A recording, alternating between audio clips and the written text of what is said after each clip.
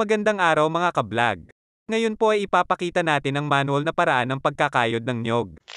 Una po ay mula nating kayurin yung parteng labi ng nyog, yung parte na yan po ang una nating paninipisin, nang sa ganon po ay maging smooth ang pagkakayod natin at hindi siya magtungkab-tangkab. Tuloy-tuloy lang po nating gawin yan katulad ng ginagawa natin sa araw-araw at yun ay kayod.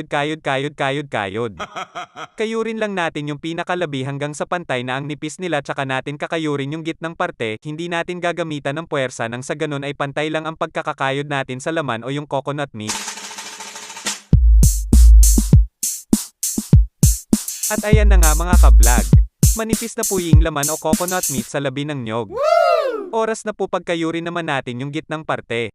Hindi po tayo gagamit ng puwersa sa pagkayod nag sa ganon ay pino ang makukuha natin malaman ng nyog.